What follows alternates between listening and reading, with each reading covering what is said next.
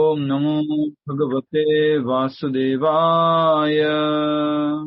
ओम नमो भगवते वासुदेवाय। ओम नमो भगवते वासुदेवाय। ओम नमो भगवते वासुदेवाय। मुखं करोति वाचालं पंगुं लंघयते गिरिं यत्कृपात्तम् अहं वन्दे श्रीगुरो दीनतारिणम् परमानंद माधवम श्री चैतन्यमीश्वरम। हरे कृष्ण। सभी भक्तों का एक बार फिर से आज के इस भगवद गीता कार्यक्रम में बहुत बहुत हार्दिक स्वागत है। श्रीमद् भगवद गीता के हम अध्याय 9 को समझ रहे हैं। उसमें कुछ ही हमारा भाग बचा हुआ है, उसको समझने का प्रयास करेंगे। श्लोक संख्या आज 31 है, टोटल जो है 34 है, 34 वर्ष है। और इस 31 को भी कल हमने थोड़ा सा समझ लिया था। कॉन्टेक्स्ट, संदर्भ क्या चल रहा है वो आप सभी जानते हैं, क्योंकि आप रिवीजन करके आते हैं प्रतिदिन क्लास में, तो आप सबको मालूम ही है क्या बात चल रही है। 31 है ना? 31 जी माता, 31 ही बताया ना, 31 ही है। और टाइटल क्या दिया था आज के श्लोक का? मेरे भक्त का कभी विनाश नहीं होता। मेरे भक्त का कभी विनाश नहीं होता, भगवान श्री कृष्ण बता रहे। अब ये बात क्यों आई, विनाश की बात क्यों आई? यस, विनाश की बात क्यों आई? भगवान ऐसा क्यों बोल रहे कि विनाश नहीं होता? ये बात यहाँ क्यों आ गई? कल भी समझाया था, आप में से कोई भी डिवोटीज बोल सकते हैं। कल हमने देखा था प्रभु जी के भक्त अगर गलती से भी कोई बुरा काम कर बैठता है फिर भी भगवान उसे क्षमा कर देता है। तो भक्त हमेशा किसी भक्त की अवगणना नहीं करते हैं। बहुत अच्छा बताया आपने। तो क्या है कि भक्त से कोई गलती हो जाती है, एक बात हमेशा याद रखिएगा। जल्दी से देखिए, अगर ऊपर दिख रहा है तो आपको ऊपर दिख रहा है, कुछ पंखा दिख रहा है आपको? नहीं दिख रहा? पंखा दिख रहा है? यस और नो? जी हाँ, दिख रहा है। रेस्पॉन्स किया कीजिए, ठीक है। मैंने बटन बंद कर दिया, पंखे का बटन बंद कर दिया। पंखा बंद हो गया जी, पूरा धीरे धीरे बंद हो गया। कोई बोल रहा बंद हो गया? नहीं, धीरे धीरे हो रहा है। हाँ, ये बात को अच्छे से समझना है, ठीक है। तो जिस प्रकार से पंखे का बटन बंद करने मात्र से पंखा तुरंत बंद नहीं होता, उसी प्रकार से किसी भी जीव की गलतियां, किसी भी जीव का भौतिक कल्मश मात्र कृष्ण भावनामृत में आने से या एकदम शुरुआत करने से तुरंत ही बंद नहीं होता। उसमें क्या लगता है? समय लगता है। जिस प्रकार अभी भी पंखा पूरी तरह से बंद नहीं हुआ है, अभी भी थोड़ा थोड़ा थोड़ा घूम रहा है। दूसरा उदाहरण, जैसे कोई व्यक्ति शरीर के ऊपर मिट्टी लगी हुई है, थोड़ा सा कुछ गंदगी लगी हुई है, और वो स्नान करने के लिए जाता है, और बस स्नान करने के लिए गया हुआ है, और आप बीच में क्या बोल देते? ए तू तो गंदा है, तू तो गंदा है। अरे अभी वो स्नान कर रहा है, अभी क्लीनिंग प्रोसेस चल रहा है, अभी वो सफाई करेगा, सफाई होगी तब जाके वो साफ हो पाएगा ना। उसी प्रकार से कोई व्यक्ति हॉस्पिटल में है, हॉस्पिटल में मान लीजिए कोई एडमिट हो गया, उसको कोई बीमारी है, तो क्या वो तुरंत उस बीमारी से ठीक हो जाता है? नहीं, टाइम लगता है। जी जी, एक और बात बोलता हूँ आपको, एक और उदाहरण, ठीक है। उदाहरण सारे समझिएगा, मैं खुद भूल जाऊंगा बाद में, पर आप नोट कीजिएगा। एक और उदाहरण है, किसी को बहुत बड़ी भयानक बीमारी है, और उसके लिए, उस भयानक बीमारी के लिए उसने महा औषधि ले रखी है। क्या ले रखी है? बोलिए। महा औषधि, विशेष दवा ले रखी है। पर क्या दवाई लेते ही तुरंत ही ठीक हो जाता है वो? नहीं, उसको जबर है या कुछ बीमारी है, कुछ भी है, उसको उतरने में समय लगता है, उस समस्या से ठीक होने में समय लगता है। तो कोई भी व्यक्ति अगर कृष्ण भावनामृत में आया है, कृष्ण भावनामृत स्वीकार किया है, तो ऐसा नहीं तुरंत ही एकदम से प्योरीफाई हो जाएगा। कुछ गलती, कुछ कलमश, कुछ जो है रह जाता है। तो इस कारण से कभी कभी वो भौतिक चीजों से आकर्षित होकर के वो जो है वो ऐसे कार्य कर बैठता है, ठीक है, जो हमने देखा था। फिर अब ऐसे भक्त को भगवान ने क्या बोला था? भगवान ने ऐसे भक्त को क्या बोला था? भगवान का मंतव्य क्या था? भगवान का मंतव्य था कि फिर भी मैं उसको साधु मानता हूँ। और उसका कारण क्या दिया था? क्योंकि वो भक्ति में रत रहता है। भक्ति में रत रहता है, कभी भी भक्ति नहीं छोड़ता है। देखिए 100 मतलब 88 डिवोटीज है अभी, तो सबको उत्तर तो इतना तो आना चाहिए ना। कल भी समझाया था, परसों भी समझाया था। वो भक्ति में रत रहता है, इस कारण से भगवान उसको क्या मानते हैं? साधु मानते हैं। इसके लिए हमने उदाहरण बहुत सारे दिए थे। वो रेसर वाला उदाहरण दिया था, और भी कुछ उदाहरण दिए थे, आपको मालूम होगा तो, राइट। तो गुरुजी वाला नदी का पानी का दिया था उदाहरण। नदी का पानी का दिया था, वो तो इसलिए था, वो कहानी थी। वो किसके लिए था? कि कभी भी जिम्मेदारियां और कभी भी हमारा जो कर्तव्य, जिम्मेदारियां और जो भक्ति जो है वो साथ साथ करनी है। ऐसा नहीं है कि जिम्मेदारियां खत्म हो जाएगी तब हम भक्ति करेंगे, वो उसके लिए था। ठीक है। आज बहुत ही सुंदर भगवान श्री कृष्ण बात बता रहे हैं कि अगर आप कोई भी व्यक्ति प्रश्न पूछे, भगवान आप उसको साधु मानते हो, तो साधु कैसे हुआ? वो तो गलत काम कर रहा है ना। थोड़ा अगर सीधी सीधी भाषा में अगर कोई बोले व्यक्ति, थोड़ा सा समझिए, थोड़ा स्ट्रांग भी बोल रहा हूँ, बट ये प्रभुपाद जी की वाणी दोहरा रहा हूँ, इसके लिए बोल रहा हूँ। ठीक है।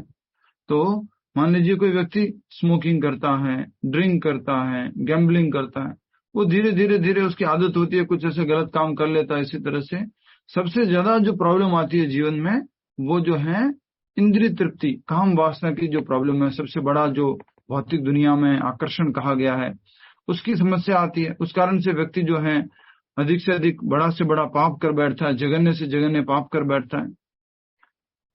और भगवान फिर भी कहते हैं कि वो भक्ति करना नहीं छोड़ता है। हुआ ये है कि वो भक्ति में आया है, लेकिन उसके अंदर से पूरा काम अभी खत्म नहीं हुआ है। तो उस काम जब खत्म हो जाएगा पूरी तरह से, काम किस में बदल जाएगा? जल्दी से बोलो। में काम किस में बदल जाएगा? भक्ति में। काम प्रेम। प्रेम में। कृष्ण प्रेम में, प्रेमा भक्ति, कृष्ण प्रेम में। हाँ माता जी, हो गया। जब काम कब किस में बदल जाएगा? प्रेम में बदल जाएगा। तो भगवान श्री कृष्ण की इंद्रियों की तृप्ति करने की इच्छाओं को क्या बोलते हैं?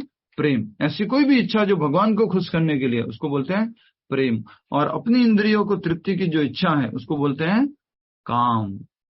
अपनी इंद्रियों को तृप्त करने की जो भी इच्छा मन में उत्पन्न होती है कि मुझे ये खाना है, मुझे ये पहनना है, मुझे ये देखना है, इस सबको क्या बोला जाता है? काम। भगवान श्री कृष्ण की इंद्रियों को तृप्त करने की जो इच्छा है, उसको बोलते हैं प्रेम। आइए तो इसी बात पे भगवान का क्या कहना है, कल हमने समझ लिया था इस श्लोक को, और थोड़ा सा अच्छे से समझने का प्रयास करते हैं। श्लोक संख्या 31। आप में से एक डिवोटी दोहराइए, जिनको मौका नहीं मिला है कभी दोहराने का, या वो नहीं दोहराते हैं, कभी मौका नहीं मिला है, ऐसे डिवोटी से रिक्वेस्ट करूंगा कि वो कृपया करके दोहराएंगे। कौन दोहराएंगे? जिनको मौका नहीं मिलता है उनकी बात कह रहा हूँ। यस, लक्ष्मी माता जी भी मौका लेते रहते हैं। और लक्ष्मी माता जी ठीक है, मना कर रहे हैं, आपकी बात को सच मानते हुए हम आपको मौका देते हैं। यस, मेरे पीछे दोहराइए श्लोक को। क्षिप्रम भवति धर्मात्मा, क्षिप्रम भवति धर्मात्मा, शाश्वत शांतिम निगच्छति, अश्वत् शान्तिं निगच्छति। कौन्तेय प्रतिजानीहि, कौन्तेय प्रतिजानीहि, न मे भक्तः प्रणश्यति। न मे भक्तः प्रणश्यति। एक बार और शब्दार्थ में से ही। क्षिप्रम भवति धर्मात्मा, क्षिप्रम भवति धर्मात्मा, शाश्वत शांतिम निगच्छति। नक्ष्मन् शान्तन्। नश्वन कहाँ लिखा माता जी? किताब नहीं है क्या आपके पास? नहीं है। तो किताब खुली हुई नहीं है। शान्तिं निगच्छति। क्या लिखा है? शाश्वतम शांतिं निगच्छति। तो नश्वत क्यों बोल रहे हैं? शाश्वत शांतिम निगच्छति। शाश्वत शांतिं निगच्छति। कौन्तेय प्रतिजानीहि, कौन्तेय प्रतिजानीहि, न मे भक्तः प्रणश्यति। न मे भक्तः प्रयश्यति। प्रयस्यति कहाँ? प्रणश्यति। प्रणश्यति। श्रवण स्ट्रॉन्ग करना है। बोल रहा हूँ, किताब में भी पढ़ रहे हैं, उसके बाद भी ऐसे हो रहा है। प्रणश्यति। ठीक है। तो आज के श्लोक का जो मुख्य शब्द है वो यही है, न मे भक्तः प्रणश्यति। जो संस्कृत शब्द हमें याद करना है, इस श्लोक के लिए हमें रेफरेंस देगा हमें वो, न मे भक्तः प्रणश्यति। न में, न मतलब नहीं, में मतलब मेरा, भक्त मतलब भक्त, प्रणश्यति मतलब नाश होता है, नष्ट होता है। मेरे भक्त का कभी नष्ट नाश नहीं होता। ठीक है, अच्छे से समझिए इन बातों को। इसमें कॉशन क्या है, कौन बताएगा? इसमें कॉशन क्या, जो हमने कल समझा था, इसमें हमें जो बात ध्यान रखनी है वो क्या थी? भक्ति में रत रहते हुए कॉशन क्या है? प्रभु जी मैं क्षमा करेंगे करके तो हम भूल नहीं करना चाहिए बार बार। देखो हिंदी अच्छी नहीं है तो भी माता जी बोल रहे बढ़िया से। भगवान क्षमा कर देते हैं, इस बात को हमें वो समझ लेना कि भगवान तो माफ कर लेंगे, हम कुछ भी करते रहेंगे, पाप करते रहेंगे, जानबूझ के पाप करेंगे, ये बहुत गड़बड़ है। ये हमेशा ध्यान रखना है। भगवान तो माफ करते हैं, भगवान इतने दयालु है, परम कृपालु है।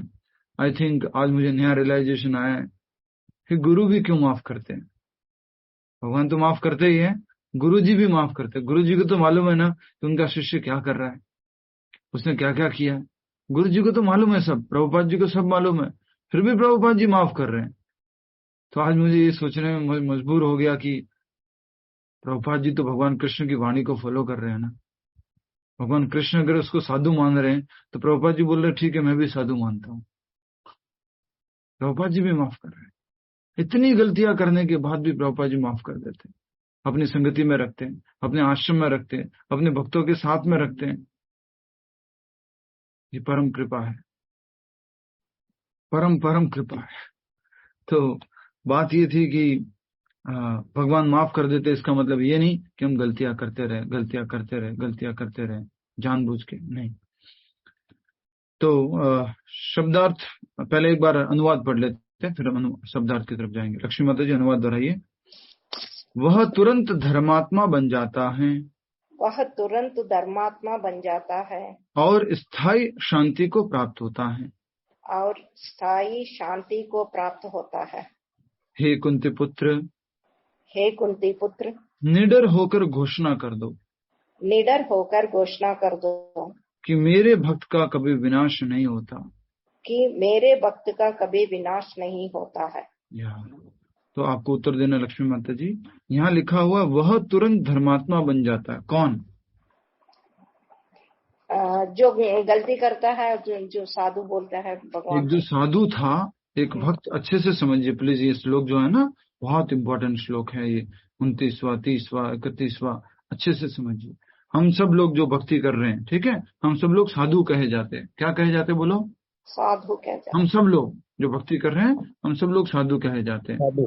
अपनी पुरानी हैबिट की वजह से, पुराने कुछ मन में विचारों की वजह से हम कुछ पाप कर बैठते हैं। ज्यादातर पाप जो होता है, मान लीजिए कुछ अचानक से नशा कर दिया, या कुछ जुआ खेल लिया, या कुछ मांसाहार कर दिया, और उससे भी ज्यादा जिसमें हम भक्त जो पड़ जाता है वो है पर स्त्री गमन कर दिया, दूसरे की स्त्री को कुछ कुदृष्टि से देख लिया, उसको भोगने की इच्छा की, या फिर वो जो है इंद्रिय तृप्ति भोग में लगना चाहता है। ये सब चीजें आ जाती है, पर हमेशा भगवान श्री कृष्ण कह रहे हैं कि वो मेरी भक्ति में लगा हुआ है, लगा हुआ है, लगा हुआ है। इस कारण से अगर उससे एक गलती हो गई, वो पड़ गया किसी प्रॉब्लम में, कोई पाप कर लिया, घोर से घोर पाप कर लिया, तो भी मैं उसको महात्मा मानता हूँ। उसका कारण क्या दे रहे भगवान? वो फ्यूचर देख के भगवान कारण देखते हैं। भगवान क्या देख के जज कर रहे हैं, बोलो? फ्यूचर देख के। तो क्या फ्यूचर देखा भगवान ने उसका? जीतू भंबानी जी, भगवान ने क्या फ्यूचर देखा? जीतू भंबानी जी बोलेंगे और कोई? भगवान ने ये फ्यूचर देखा कि आज वो कम से कम भक्ति में लग गया, तो आगे जाके उसकी भक्ति बढ़ जाएगी और वो अपने सही सही कदमों में चल पड़ेगा अच्छी तरह। भगवान कह रहे हैं क्षिप्रम भवति धर्मात्मा, जल्दी, बहुत जल्दी वो क्या बन जाएगा? धर्म परायण। धर्मात्मा का मतलब अच्छे से समझ लीजिएगा। धर्मात्मा मतलब नहीं है कि कुछ बड़े बाल हो गए, बड़ा माला पहन लिया, बड़ी दाढ़ी रख ली, वो धर्मात्मा। धर्मात्मा का मतलब कौन बताएगा? सुनीता कौल माता जी बताएंगे धर्मात्मा का मतलब क्या होता है। या सुनीता कौल माता जी।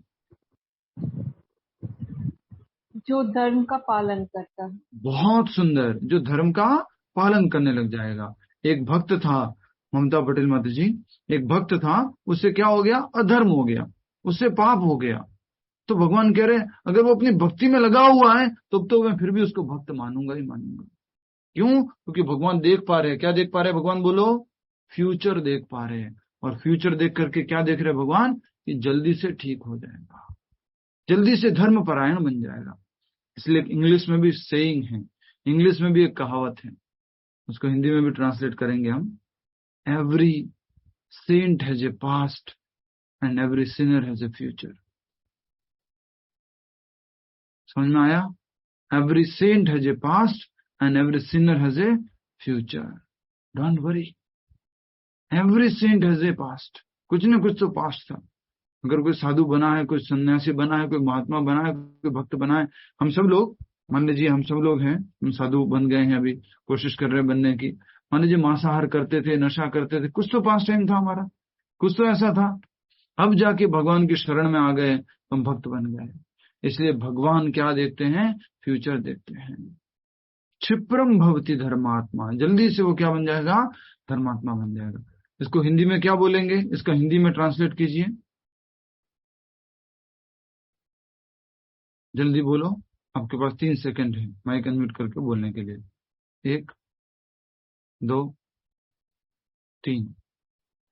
बहुत बहुत धन्यवाद आप सभी का, इतना बड़ा मुझे सपोर्ट करने के लिए। तो इसका हिंदी में अनुवाद होगा, हर एक पापी का पास। नहीं माता 3 सेकंड का समय दिया था ना, अब तो हर कोई बोल देगा। प्रभु जी मेरा माइक ही नहीं हो रहा था। ठीक है, बोल दीजिए माता, बोल दीजिए, कोई बात। हर एक पापी का कल होता है, कल इज पास्ट, और हर एक धर्मी का कल होता है, हर एक पापी का आने वाला कल होता है, भविष्य और वर्तमान पास्ट की बात करेंगे तो हर एक साधु का कुछ भूतकाल था और हर एक पापी का भविष्य काल है। हमेशा याद रखिए, हम तो इतने बड़े पापी हैं, हमने तो ये कर्म किए, हमने वो कर्म किए। बहुत कृपालु है भगवान, इतने कृपालु, अगर आप भक्ति करते रहोगे तो माफ कर देते हैं। भगवान का नाम नहीं छोड़ना है। अजामिल को माफ कर दिया, सोचो, अजामिल को माफ कर दिया भगवान ने। इतना पाप किया जीवन भर, नारायण नारायण नारायण बोलता था, उसको सेकंड चांस दे दिया कि ठीक है तो वापस जाओ, हरिद्वार ऋषिकेश जाओ, वहां जाकर के नाम जप करना और तुम्हारी मुक्ति हो जाएगी। उसको सेकंड चांस दे दिया भगवान ने। हम सबको भगवान बार बार second chance, third chance, fourth chance दे रहे हैं। क्यों? क्योंकि हम क्या करते हैं? हम हर बार संकल्प लेते हैं, हर बार प्रॉमिस करते हैं, कृष्णा इस बार मैं नहीं करूंगा गलती। हर बार प्रॉमिस करते हैं, फिर से वो मिस्टेक, फिर भगवान माफ कर देते हैं। हर बार प्रॉमिस करते हैं, जैसे कि हम स्कूल में पढ़ते थे 10वीं क्लास तक, 12वीं क्लास तक, जैसे ही 8वीं क्लास से 9वीं क्लास में जाते थे, 9वीं क्लास में जाने से पहले ही सोचते थे पर पहले दिन से पढ़ाई करूंगा, कुछ नहीं छूटेगा। वैसे ही हर बार गलती करते हैं और हर बार कहते हैं नहीं इस बार मैं ये गलती कभी दोबारा दोहराऊंगा नहीं। होता ये, अच्छे से समझिए जो बात कह रहा हूं ये बहुत गहरी बात है। बार बार गलती करता है, बार बार गलती करता है और आखिरकार हार करके क्या बोलता है कि भगवान मैं कंट्रोल नहीं कर सकता, और वो क्या बन जाता है? विनम्र बन जाता है। क्या बन जाता है बोलिए? विनम्र बन जाता। बार बार नहीं हो रहा है उससे तो अल्टीमेटली बोलता है नहीं हो सकता है भगवान, आपकी शक्ति से हो सकता है। एकाकी आमारा नहीं पाया बल, अकेले मेरे अंदर शक्ति नहीं है, मैं ताकत नहीं है कि मैं इस माया से पार पर जाऊं, इस माया को पार कर जाऊं। आपकी कृपा से ही होगा। ये जो माया से मुक्ति है वो आपकी कृपा से हो। तो भगवान यही बात बताना चाह रहे हैं इस श्लोक के माध्यम से, क्षिप्रम भवति धर्मात्मा। एक तरफ ध्यान से समझिए, एक तरफ कितने लोग खड़े हैं? 10 लाख लोग खड़े हुए स्टेडियम में, ठीक है, बैठे हुए 10 लाख, अच्छे से समझिए।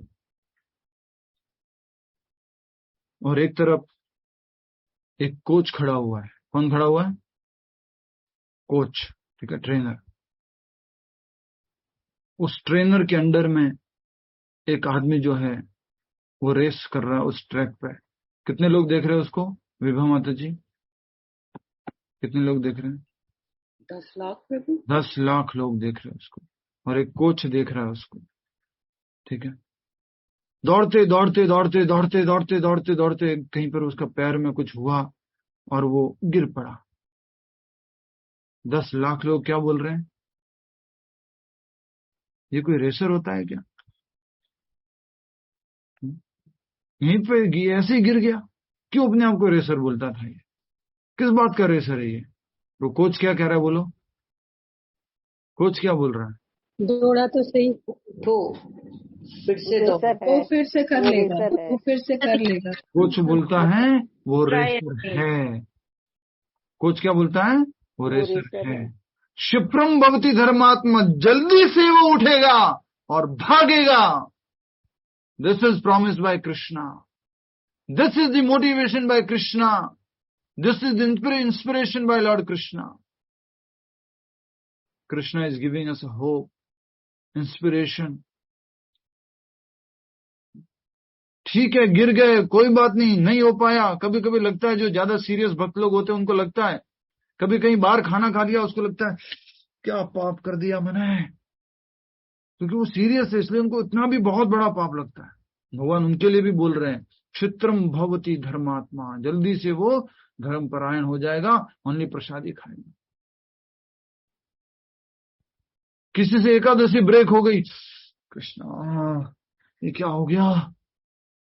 हमारे को तो कुछ नहीं लगता अभी इस लेवल पे, अभी जो हमारा लेवल है उसमें एकादशी मिस होगी, कोई बात नहीं, ठीक है, देख लेंगे नेक्स्ट एकादशी।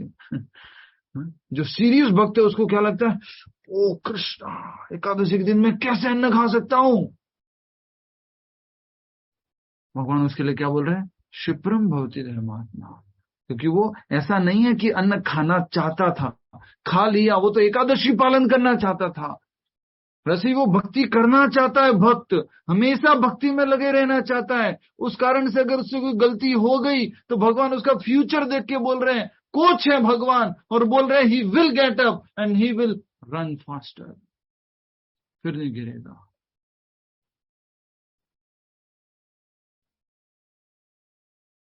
इतनी कृपा, इतनी दया भगवान श्री कृष्ण और प्रभुपाद जी के अलावा, गुरु जी के अलावा और कोई नहीं कर सकता है। अच्छे से समझ जाइए इस बात को। कितनी बार गलती करते, कितनी बार गलती करते। प्रॉमिस किया है प्रभुपाद जी को, हम ये करेंगे, ये करेंगे, ऐसे करेंगे, ऐसे करेंगे, उसके बाद प्रॉमिस तोड़ देते।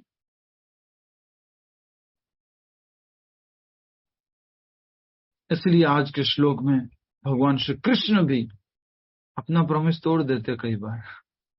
तो क्या कर रहे हो? अपने भक्त को बोल रहे हैं, अर्जुन तुम डिक्लेयर करो पूरी दुनिया को, तुम बोलो ना मेरे भक्त का कभी नाश नहीं होगा। अध्याय 6 में हमने बात समझी थी, प्लीज थोड़ा अच्छे से समझ लीजिए। आज मैं पूरा इमोशंस के साथ बता रहा हूं कि अध्याय 6 में भी हमने एक बात समझी थी कि अगर कोई व्यक्ति थोड़ा सा योगा अभ्यास करके, थोड़ी सी भक्ति करके गिर जाता है तो वो पाप में जाता है। ऐसा बोला था भगवान ने। रितु प्रभाकर माता जी का ध्यान क्या हम लोग कहां पर है? क्या प्रश्न पूछा बताओ? रितु प्रभाकर माता जी क्या प्रश्न पूछा मैंने? वो प्रभु जी, मैं बीच में पेशेंट से बात कर रही थी। नहीं, देखो सबसे बड़ी बात तो ये है कि आप वहां रहते हुए, अपने हॉस्पिटल के टाइम में रहते हुए और साथ में ही आप गीता क्लास अटेंड करते हैं, ये बहुत बड़ी बात है। मैं तो दूसरे लोगों को भी कहना चाहूंगा, इवन वीडियो ऑन करके क्लास अटेंड कर रहे हैं माता जी, आप सब लोग भी ऐसे वीडियो ऑन करके बैठा करो, अच्छे से समझोगे। नहीं तो सालों साल लग जाएंगे, नहीं समझ में आ रही है। कुछ जेन्युइन बातें तो समझ में आती है, पर फिर भी आप ऐसे वीडियो ऑन नहीं करते तो कुछ क्या कारण है मुझे मालूम नहीं, पर अच्छे से समझना चाहते हो तो मैं खुद ही आपको मॉनिटर कर लूंगा कि आप क्या कर रहे हो। अटेंशन होना बहुत जरूरी है। तो मैंने क्या प्रश्न पूछा था अभी? पूनम गर्ग माता जी,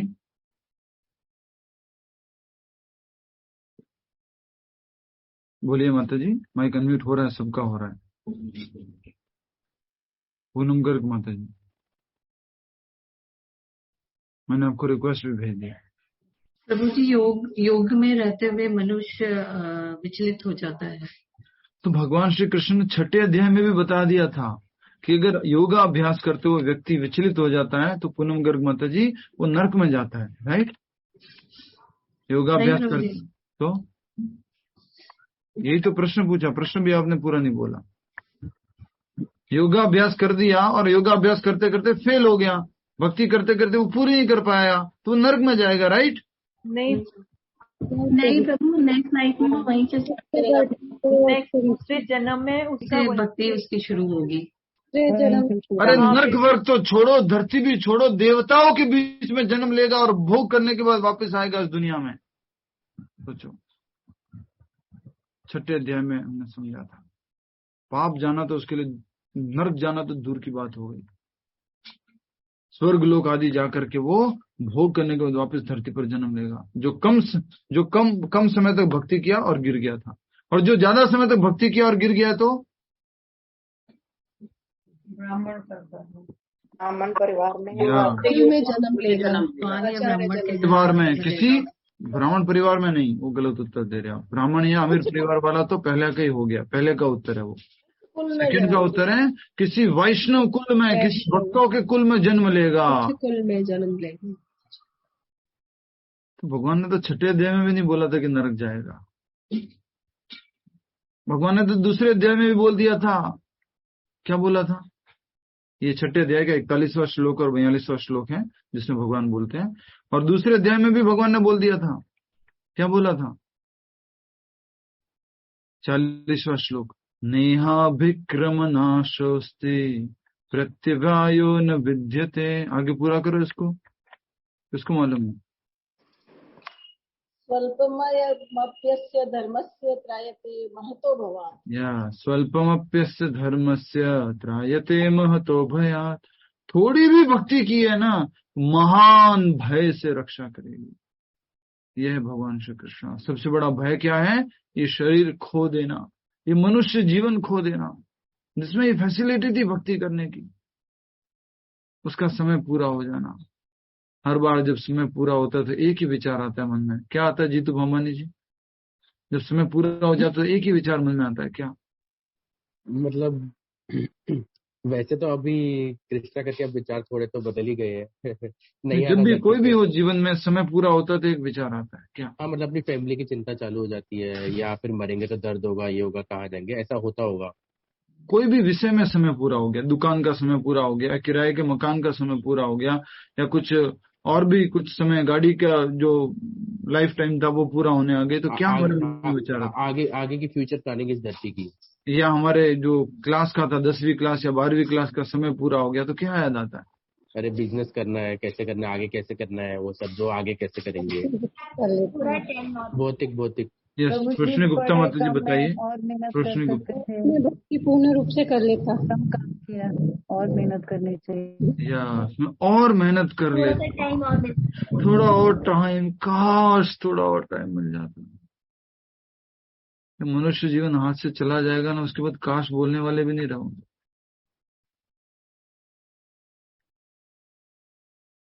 इसलिए बहुत जरूरी है इस मनुष्य जीवन का सदुपयोग करना, कृष्ण भावनामृत में लगना। काश बोलने का भी नहीं रहेगा। कुत्ता नहीं बोल सकता काश काश। एक चीज पूछनी थी। हाँ। क्या दूसरे जन्मों में, मतलब जो दूसरे जैसे कुत्ते बनते हैं या सांप बनते, कुछ भी बनते हैं, तो उनमें क्या कर्म नहीं होते हैं? उनमें कर्म नहीं लगते ना, अच्छे कर्म भी नहीं, बुरे कर्म भी नहीं लगते, बुरे कर्म भी नहीं होते उनके। अरे कुत्ता किसी बिल्ली को खाएगा तो उसको कर्म थोड़ा ना लगेगा। अच्छा, शेर किसी रैबिट को खाएगा तो कर्म नहीं लगेगा। प्रभु जी, पर ऐसा भी तो होता है कि जो स्ट्रीट डॉग रहते हैं तो वो ऐसे ही उनकी पूरी जिंदगी निकल जाती है, और कोई कोई किसी के घर में आ जाता है कुत्ता बन के, तो वो गाड़ी में घूमता है, बंगले में रहता है, उसके आगे पीछे नौकरे का रहते कर्म हैं। थोड़ा है, वो तो किसी और जन्म में कोई कर्म किया तो उसका फल भुगत रहा है ना। पिछले जन्म में मनुष्य रहा होगा और अपने कुत्ते से बहुत लगाव किया होगा, तो अगले जन्म में भगवान ने बोल दिया चल तू ही कुत्ता बन जा। ऐसा नहीं होता है प्रभु जी। हाँ माता जी, कैसा नहीं होता है? ऐसे होता है, ऐसे होता है कि जानवर योनि में कर्म नहीं लगता। मान लीजिए कोई मनुष्य होता है, उसने कुछ ऐसा कर्म किया तो अगले जन्म में वो कुत्ता बन जाता है। वो कुत्ता स्ट्रीट कुत्ता बन सकता है, वो किसी आचार्य जी की स्टोरी प्रभु जी, किसी के घर में कुत्ता बन सकता है, किसी के 5 स्टार होटल में कुत्ता बन सकता है, या पुलिस वाला जो स्विस डॉग होता है वो डॉग बन सकता है, बॉम्ब ढूंढने वाला कुत्ता बन सकता है, कोई भी कुत्ता बन सकता है कर्मों के आधार पर। एक और चीज, वैसे 84 लाख जन्म लेने पड़ते हैं ऐसे सुना हुआ है, तो क्या सही में ऐसा चांस होता है, उसके बाद ही आता है वो चांस इंसान बनने का कि? यस, 84 लाख योनियों के बाद ही मनुष्य योनि में हम आते हैं। अच्छा, ऐसा कुछ भी नहीं है कि कर्म हो गए अच्छे तो वहीं से वापस इंसान बन के चांस मिल जाएगा? नहीं, कुत्ता बन के अच्छे कर्म कर लिए और हम वापस से इंसान बन गए, ऐसा नहीं होता है। नहीं होएगा, ओके। तो कितना डेंजर है। इसलिए तो बोल रहे दो दूसरे अध्याय के 40वें श्लोक में क्या बोल रहे हैं, महान भय से रक्षा करेगा। एक बार भी हरे कृष्णा बोल दिया ना, महान भय से रक्षा कर देंगे। तो अभी बोल क्यों नहीं रहे, बोलो ना, हरे कृष्णा हरे हरे कृष्णा। नहीं वो, हरे कृष्णा। तो बोलो बोलो, एक बार भी बोलोगे तो हरे बच कृष्णा। जाओ। Hare Ram next Ram life, Ram human life Hare पक्की हो जाएगी, मनुष्य जीवन पक्का हो जाएगा एक बार हरे कृष्णा बोलने मात्र से। मैं कल शाम वाली क्लास में बोल रहा था, आई थिंक शाम वाली क्लास थी, दिन वाली क्लास थी, कि एक व्यक्ति बोलते हैं कि मेरे गुरुजी ने बोला इस जीवन में तो खाली सुनना सुनना सुनना और सुनना, इस जीवन में प्रश्न भी पूछना, अगले जन्म में कुछ करना। अरे अब क्या मालूम अगले जन्म में क्या होगा, इसी जन्म में अच्छे से श्रवण कर लो, प्रश्न पूछ लो, जीवन के सारी जो शंका है उनको दूर कर लो और भगवान के धाम चले जाओ। इसलिए प्रभुपाद जी बोलते हैं don't take risk, go back to God in this life, इसी जीवन में चले जाओ, भगवान कृष्ण बोल रहे हैं। तो भगवान ने दूसरे अध्याय के 40वें श्लोक में बताया, छठे अध्याय के 41वें 42वें श्लोक में बताया, अब इस 90वें अध्याय में बता रहे हैं कि वह तुरंत धर्मात्मा बन जाता है, मतलब धर्म परायण हो जाता है, धर्म के नियमों को पालन करने लग जाता है जो उससे गलती हो गई थी। ठीक है, हरि बोल, हरे कृष्णा, जागते रहो। नेक्स्ट, हरे कृष्णा। जी एक बार फिर से मैं श्लोक पढ़ रहा हूँ और उसका अनुवाद पढ़ रहा हूँ, आप सभी लोग ध्यान दीजिए, फिर तात्पर्य की तरफ आगे बढ़ेंगे। अच्छा लग रहा है, समझ में आ रहा है सभी को? ललिता गुप्ता माता जी को समझ में आ रहा है? प्रभु जी। नहीं आ रहा है? जी प्रभु समझ में। क्या समझ में आ रहा है कुछ?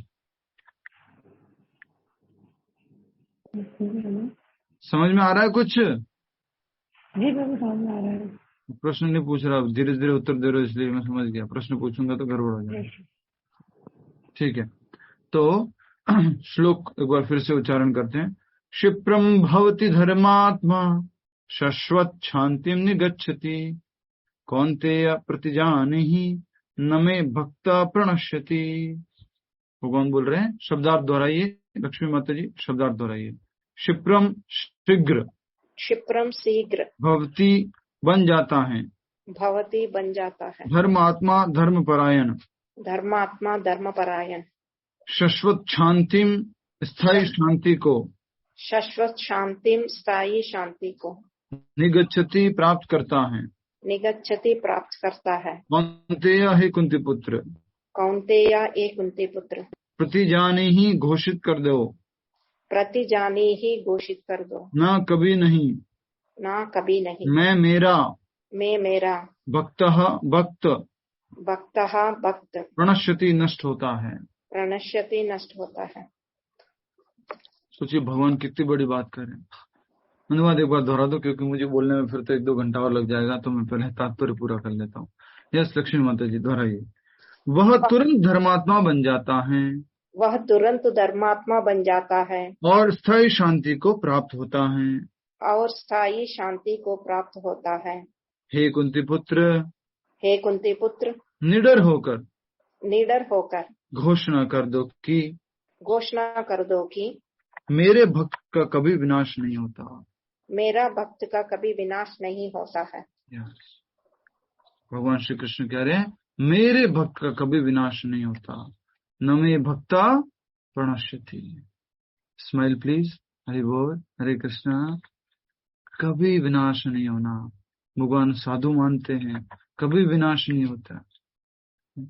भगवान इंटेंशन जानते हैं, इंटेंशनली किया है, कैसे किया है, क्यों गलती हो गई, वो सब जानते हैं भगवान, पास्ट प्रेजेंट फ्यूचर सब जानते हैं।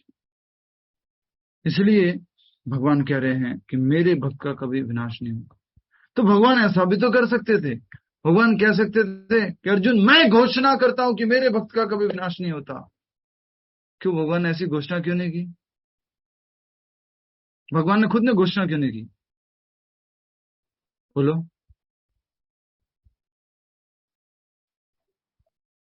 प्रभु आप क्वेश्चन बार रिपीट करिए एक बार। भगवान स्वयं ने घोषणा क्यों नहीं की कि मेरे भक्त का नाश नहीं होगा, मेरे भक्त का विनाश नहीं होगा? अर्जुन को क्यों बोल रहा है घोषणा करने को?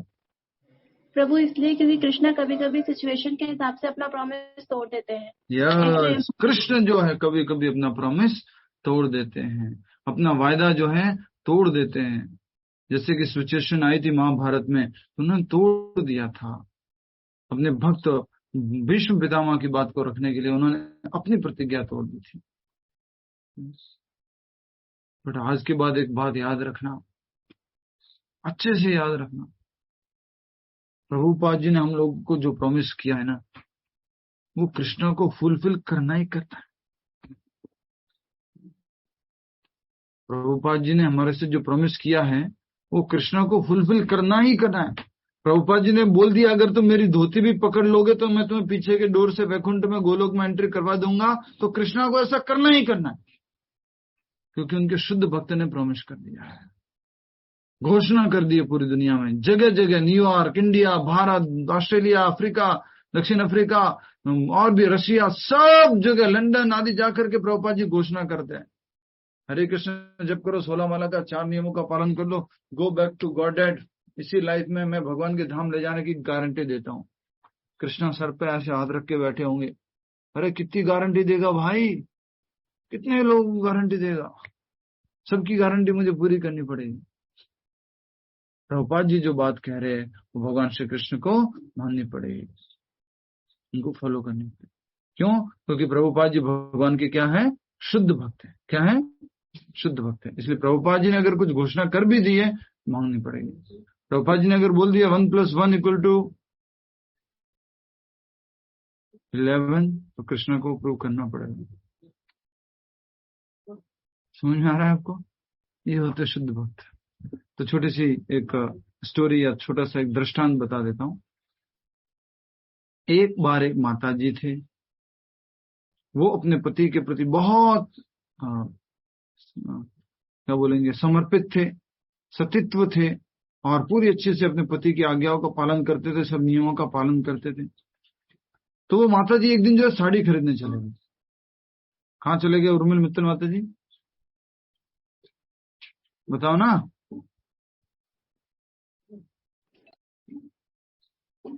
यस माता जी, आवाज नहीं आ रही आपकी, माइक बंद हो गया।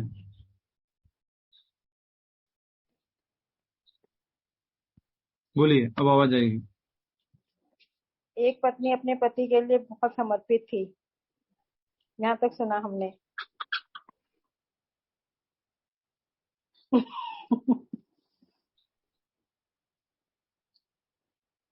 यही तो बोला प्रभु जी आपने कि उसके बाद भी कुछ बोला मैंने? क्या बोला बताओ? आपने बोला, उसके बाद आपने बोला था कि वो एकदम से हमने सुना नहीं। माता जी साड़ी खरीदने गई। साड़ी की बात भी सुनाई देगी अगर औरत लोगों को, तो क्या सुनाई देगा मुझे ये समझ में नहीं आ रहा अभी तक। ये देखो ना मुझे, आप देख लो, मेरा साड़ी के प्रति कोई मोह नहीं है, इसका मतलब। साड़ी मतलब शॉपिंग की बात भी अगर याद नहीं रहेगी तो कैसे क्या याद रहेगा बताओ? तो हमें गीता का इतना असर होगा कि हमारा शॉपिंग के प्रति मोह नहीं रहा है, हमारा मोह नहीं रहा। वाह क्या बात है। चलो मुझे पूरा तात्पर्य। तो वो जो पत्नी थी वो बहुत ज्यादा पतिव्रता थी, और वो जो है एक दिन शॉपिंग करने के लिए गई साड़ियों की दुकान में। तो साड़ियों की दुकान में जनरली क्या होता है कि वो सिंपल भी थी, तो साड़ियों की दुकान में वो क्या करते, बहुत सारी साड़ियां दिखाते हैं। मैम ये लेंगे आप, ये लेंगे आप, ये लेंगे। तो उसने बहुत सारी साड़ियां देखी। फिर वो दुकानदार बोलते, मैडम आपको लेनी भी है कि नहीं लेनी? ऐसी मेरे को मेहनत करवा रहे हो, इतनी साड़ियां खुलवा दी है, आप चाहते क्या हो? नहीं लेनी तो मना कर दो ना, इतनी क्यों ऐसे हमें मेहनत करवा रहे हो? लेना तो है नहीं, ऐसे आ जाते हैं कहीं कहीं से मुंह उठा करके।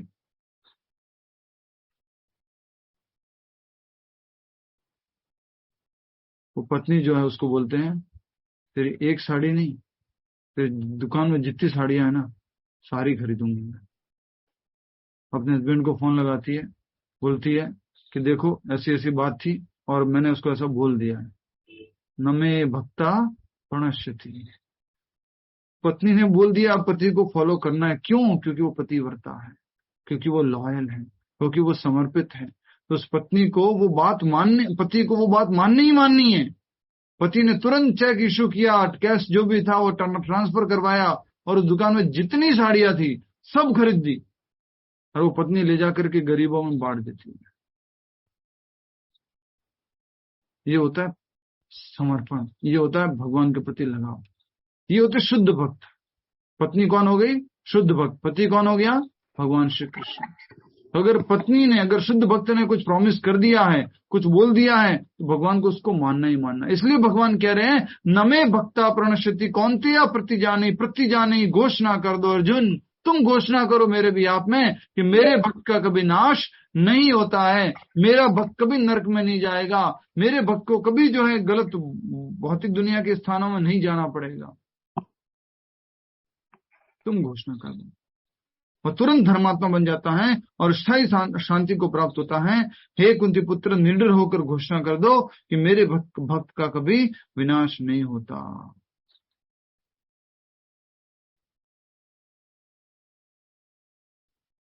मेरे भक्त का कभी विनाश नहीं होता। तात्पर्य श्रील प्रभुपाद जी द्वारा। श्रील प्रभुपाद की जय।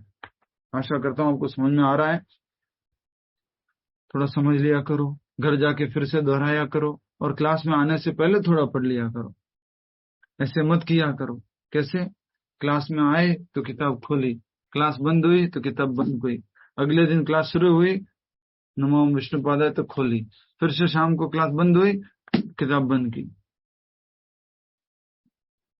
भरोसे मत रहो किसी पे। प्रभुपाद जी पे भरोसा करो और भगवान कृष्ण पे भरोसा करो, बस। तात्पर्य मेरे साथ साथ पढ़ेंगे सभी भक्त लोग। हमारे पास 10 मिनट का समय, हम पूरा करेंगे इसको। इसका कोई दूसरा अर्थ नहीं लगाना चाहिए। 7वें अध्याय में भगवान कहते हैं कि जो दुष्कृति हैं वह भगवत भक्त नहीं हो सकता। दुष्कृति कौन थे? 4 प्रकार के लोग। कौन कौन से थे वो 4 प्रकार के लोग? दुष्कृति, नराधम, दुष्कृति, नराधम, माया द्वारा हर लिया गया। तो पहला क्या था? तमाम दुष्कृतिनो मूढ़ा। मूढ़ा मतलब मनुष्यों में भी गया बीता। नराधमा नहीं, मूढ़ा मतलब महामूर्ख, निपट मूर्ख। और दूसरा था नराधमा। नराधम मतलब मनुष्यों में भी गया बीता है। और उसके बाद था माया अपहृत ज्ञान, जिसका ज्ञान माया द्वारा हर लिया गया। चौथा कौन सा था? आसुरी भाव आश्रित, जो असुर लोगों की आसुरी वर्णन जो है वो भगवान के बारे में करता है। तो ऐसे व्यक्ति को जो है वो भगवान श्री कृष्ण कह रहे हैं कि निडर होकर घोषणा कर दो कि वह मेरे भक्त का कभी विनाश नहीं होता। तो इसमें तात्पर्य में जो पढ़ रहे थे वो बात ये थी कि 7वें अध्याय में भी भगवान कहते हैं कि जो दुष्कृति है वह भगवत भक्त नहीं हो सकता। दुष्कृति मतलब कि जो कृष्ण भावनामृत को पालन नहीं करता, जो अपनी इच्छा से कोई भी कार्य करता है, उसके लिए क्या कहा गया? दुष्कृति। वह भगवत भक्त नहीं हो सकता। जो भगवत भक्त नहीं है उसमें कोई भी योग्यता नहीं होती।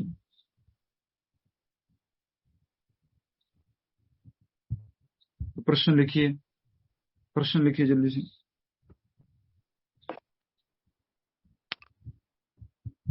किस व्यक्ति में कोई योग्यता नहीं होती? किस व्यक्ति में कोई योग्यता नहीं होती? किस व्यक्ति में कोई योग्यता नहीं होती? बोलिए, क्या मतलब है इसका? बताइए, उत्तर दीजिए। किस व्यक्ति में कोई योग्यता नहीं होता? जल्दी बताओ, उत्तर दो। विनोद अग्रवाल जी, उत्तर देंगे। यस, विनोद अग्रवाल जी माइक अनम्यूट करके उत्तर दीजिए। प्रभु जी, दुष्कृति व्यक्ति में कोई योग्यता नहीं होती। ठीक है, बिल्कुल सही उत्तर है। लेकिन सीधा सीधा भी तो बोल सकते हैं जो भगवान का भक्त नहीं है उसमें कोई योग्यता नहीं है। अगर भगवान का भक्त है तो उसमें सारी योग्यता है। ये बात अच्छे से समझ लीजिए, अपनी लाइन लिख लीजिए कि जो भगवान का भक्त है उसमें सारी योग्यता है, लेकिन जो भगवान का भक्त नहीं है उसमें कोई योग्यता नहीं है। क्योंकि एकमात्र योग्यता होना आवश्यक है, वो है भगवान का भक्त होना। ठीक है, आगे बढ़ो। उसमें कोई भी योग्यता नहीं होती जो भगवान का भक्त नहीं है। तब यह प्रश्न उठता है कि संयोगवश या स्वेच्छा से निंदनीय कर्मों में प्रवृत्त होने वाला व्यक्ति किस प्रकार भक्त हो सकता है। फिर भक्त कैसे हुआ वो व्यक्ति जो निंदनीय कर्मों में लगा हुआ है, गहन कर्मों में लगा हुआ है, गलत काम कर रहा है, उस व्यक्ति को भक्त कैसे बोला जाएगा। निंदनीय कर्म समझ गए? निंदनीय कर्म क्या होते हैं, जल्दी बताओ। निंदनीय कर्म किसी की निंदा करना, निंदा करना। रुको रुको रुको रुको रुको रुको रुको रुको रुको, ठीक है। अच्छा, ये उत्तर किस किसने दिया? रीना बीज माता जी ने क्या उत्तर दिया? प्रभु जी जो निंदा में अपना समय व्यतीत करता है। बहुत अच्छा, वेरी राइट। एक और इसी तरह का उत्तर दिया था, किसने दिया था? वो सही उत्तर है। कौन थी? स्मोकिंग, ड्रिंकिंग मैंने बोला था। मैंने निंदनीय, वो माता जी ने जो उत्तर दिया उनकी बात कर रहा हूँ। जो पूछा जा रहा है उसी का उत्तर देंगे तो अच्छा रहेगा। निंदनीय कर्म मतलब कि जो निंदा करते हैं वो कर्म, जो निंदा करते रहते हैं ना, चुगली करते रहते हैं किसी की। तो ये उत्तर किसने, और किसी ने दिया था ना ये उत्तर? और किसने दिया था? यस माता जी बोलिए, क्या नाम है आपका?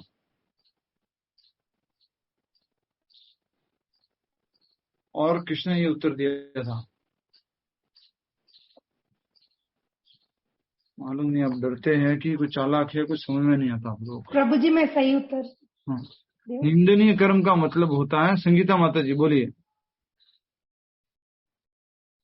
हाँ प्रभु जी ये हरे कृष्णा। निंदनीय मतलब जो कोई बहुत ही घिनौना हरकत कर देता है। निंदनीय कर्म का मतलब निंदा करना नहीं, निंदनीय कर्म का मतलब है घिनौना काम, गंदी हरकत, जिसकी निंदा की जाए। छे, तूने ऐसा काम किया, उसको कहा जाता है शास्त्रों के विरुद्ध है, जो शास्त्रों के विरुद्ध है, जो धर्म परायण नहीं है, ऐसा कर्म को क्या बोलते हैं? निंदनीय कर्म। तो कहा जा रहा है, तब यह प्रश्न उठता है कि संयोगवश या तो एक्सीडेंटली या स्वेच्छा से निंदनीय कर्मों में प्रवृत्त होने वाला व्यक्ति किस प्रकार भक्त हो सकता है। उसको भक्त क्यों बोलेंगे? जो निंदनीय काम कर रहा है उसको भक्त बोलेंगे क्या? हम तो गाली देते हैं। क्या गाली देते हैं? अरे इससे तो अच्छा तो घर में रह जाता और ये माला वाला का नाटक नहीं करता, इससे तो अच्छा तो कहीं पे जंगल चले जाता, इससे तो कहीं अनाथ आश्रम चले जाता, कहीं के पापी, कहीं के अभागे, कहीं के कुछ कुछ गालियां देते रहते हैं उसको। भगवान उसको साधु मानते हैं। इसलिए कहा जा रहा है कि ऐसे व्यक्ति के लिए फिर क्या कहेंगे, वो किस प्रकार से भक्त हो सकता है। यह प्रश्न ठीक ही है। 7वें अध्याय में कहा गया है, जो दुष्ट आत्मा कभी भक्ति के पास नहीं भटकता उसमें कोई सद्गुण नहीं होते। हरि बोल हरि बोल हरि बोल। जो भक्ति नहीं करते उसमें किसी भी प्रकार को कोई सद्गुण नहीं होता है। जो भक्ति करता है उसमें सारे सद्गुण है। जो भक्ति करता है उसमें क्या है? सारे सद्गुण है। जो भक्ति करेगा उसमें ऑटोमेटिकली सारे सद्गुण आ जाएंगे, धीरे धीरे धीरे धीरे। नेक्स्ट, श्रीमद् भागवत में भी इसका उल्लेख है। सामान्यतया 9 प्रकार के भक्ति कार्यों में युक्त रहने वाला भक्त अपने हृदय को भौतिक कलमश से शुद्ध करने में लगा होता है। यस, बताएंगे आप में से कौन बताएगा इसको? क्या समझ में आया इसमें?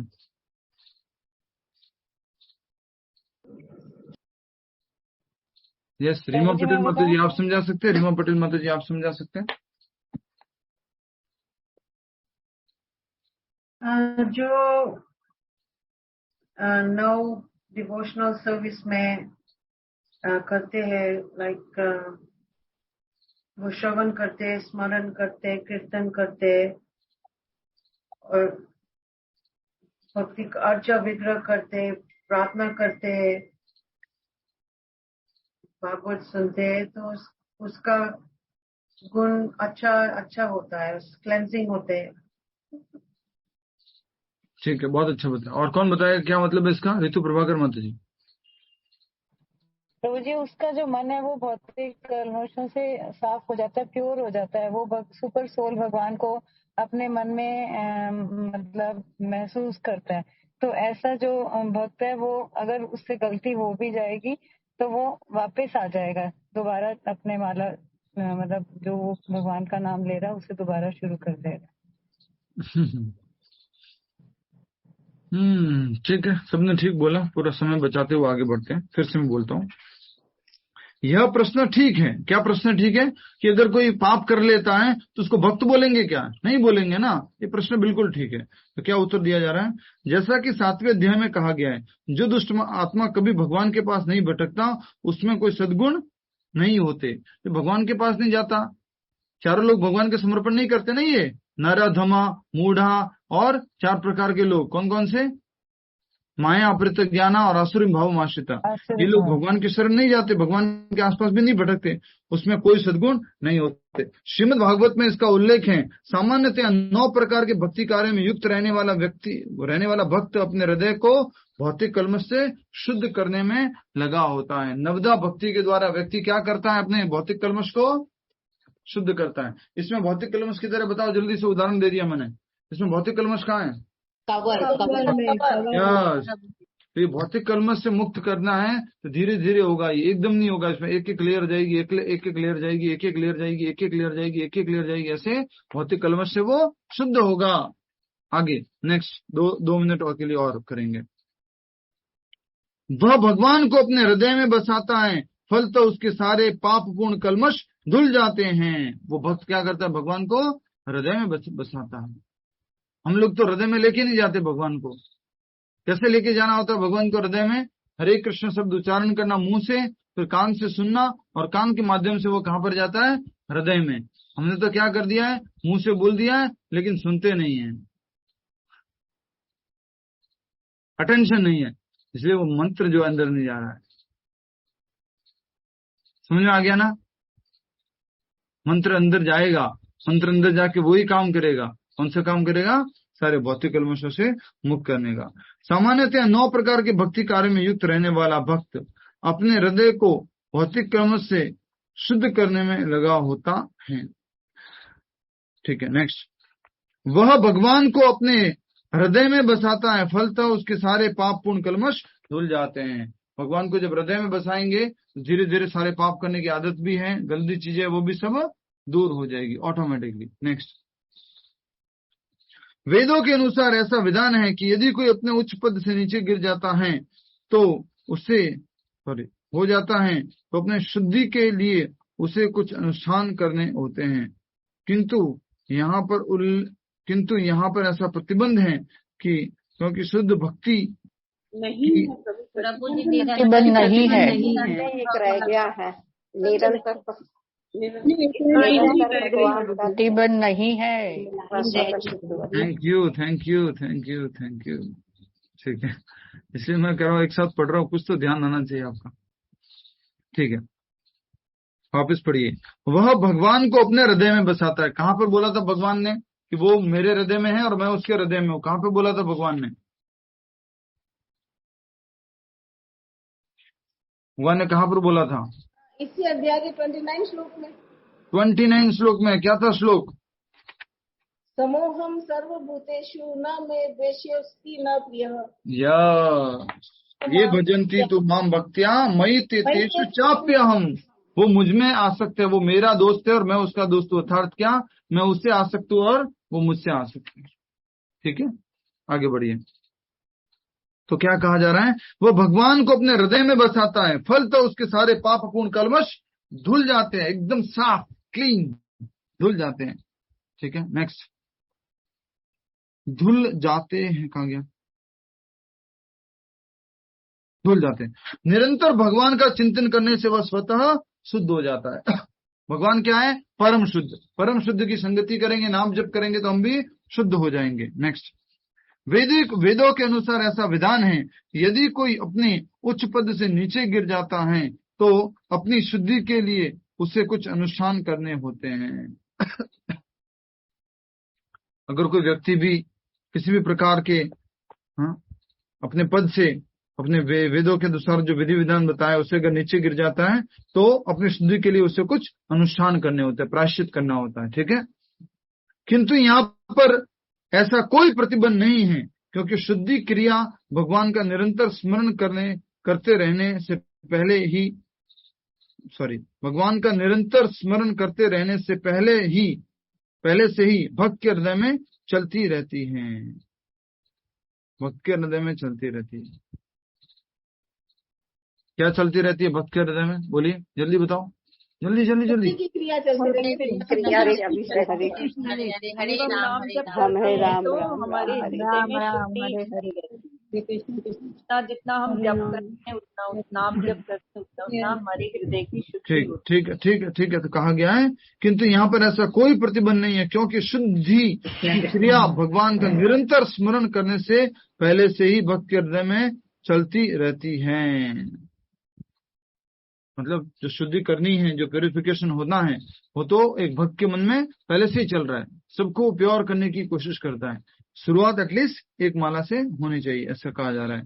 क्योंकि शुद्धि क्रिया भगवान का निरंतर स्मरण करते रहने से पहले से ही भक्त के हृदय में चलती रहती हैं। अतः हरे कृष्ण कृष्ण कृष्ण हरे हरे, हरे राम राम राम हरे हरे, इस मंत्र का अनवरत जप करते रहना चाहिए। अनवरत मतलब बिना रुके जप करता रहना चाहिए। 16 माला तो माला के ऊपर, उसके बाद कितना चाहे उतना अलग अलग जप कर सकते हैं। बहुत इंपॉर्टेंट है। ठीक है, नेक्स्ट। इस मंत्र का अनवरत जप करना चाहिए, वह भक्त को आकस्मिक पतन से बचाएगा। इस प्रकार भक्त को ये है हाँ तो ये नाम जप ये भक्त को आकस्मिक पतन से बचाए। हाँ तो ये बोला ना माता जी। ठीक है, इस मंत्र का अनवरत जप करना चाहिए। अनवरत मतलब नॉन स्टॉप, कंटिन्यूअस,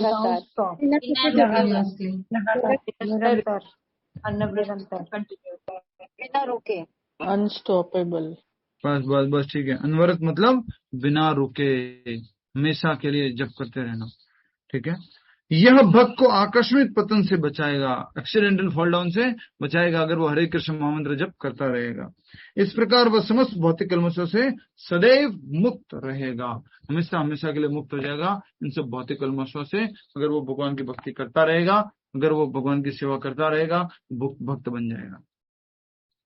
ठीक है, नहीं तो उसको क्या कहा जा रहा था कि जो व्यक्ति जो है गलत संगति के कारण पाप कर लेता है, तो मेरे लिए यहाँ पर जैसे मशीन में कहा गया था, मोबाइल में, आपके यहाँ जेसीबी चलवा देंगे, आपके यहाँ पे मकान तोड़वा देंगे, आपके यहाँ ये कर देंगे, आपके यहाँ वो कर देंगे।